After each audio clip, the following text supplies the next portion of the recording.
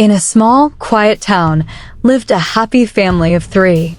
Troy was the strong and loving father, Nia was the kind and devoted mother, and their only daughter, Zoe, was a cheerful little girl who adored her parents. They were not wealthy, but their small home was filled with laughter, love, and the warmth of togetherness. Troy worked at a big company as a diligent and honest man. He was the kind of father who would carry Zoe on his shoulders, play games with her, and make her feel like a princess. "You're my treasure, Zoe," he would often say, kissing her forehead. He loved his wife, Nia, deeply, and together they built a home where love mattered more than money. But Troy's honesty became a problem at work. His boss, Mr. Blackwood, was a corrupt man who despised Troy for refusing to engage in his schemes.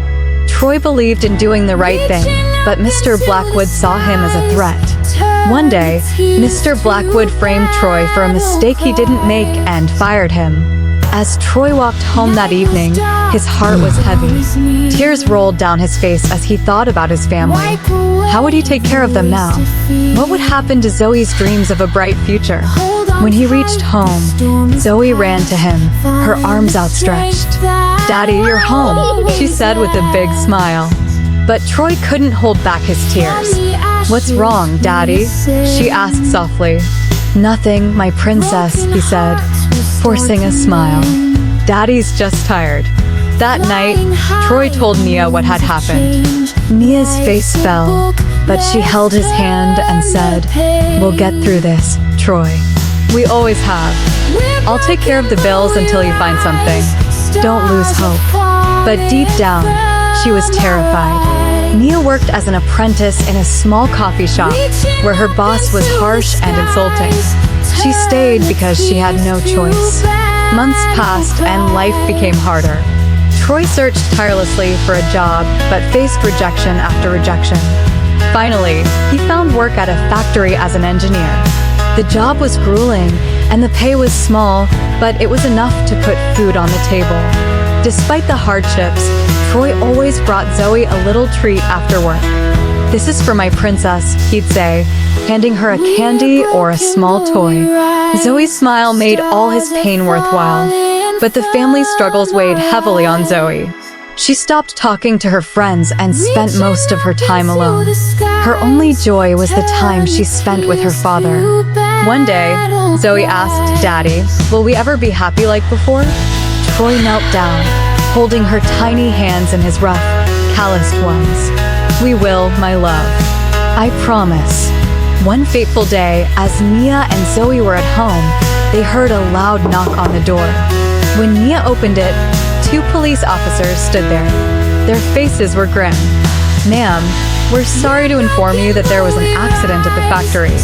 Your husband, he didn't make it." Nia collapsed to the floor, her heart shattered into a million pieces.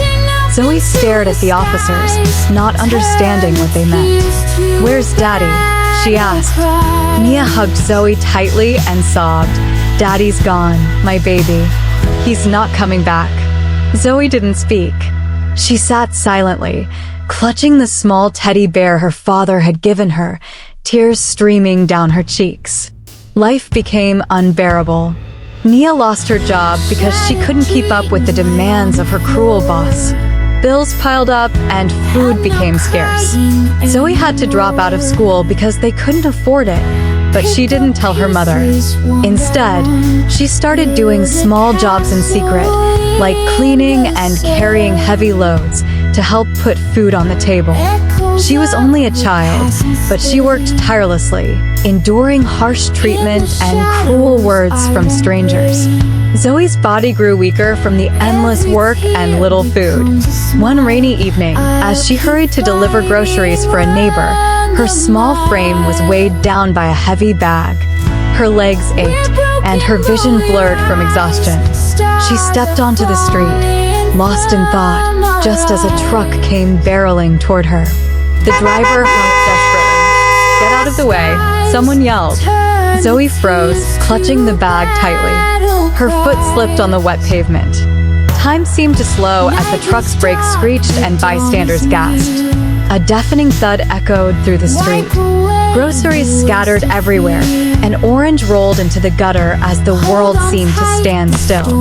When the news reached Nia, she rushed to the hospital, her heart pounding with fear. She arrived to find the doctor waiting with a grim expression. "I'm so sorry," he said softly.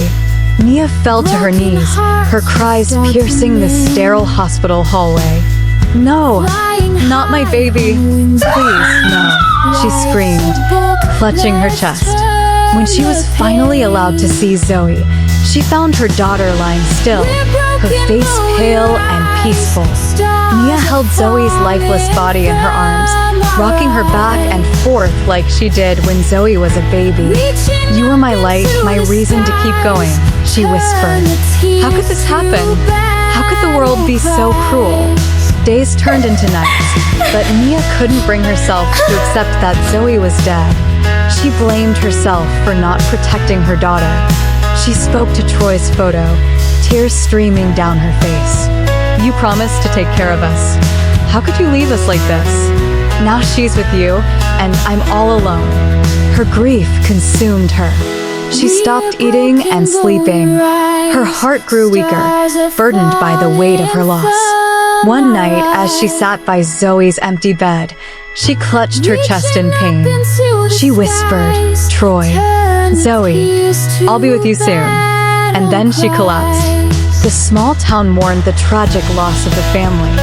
The family's home, once filled with laughter and warmth, now stood empty and silent. The memory of their love and struggles remained in the hearts of those who knew them, a reminder of how fragile and precious life is.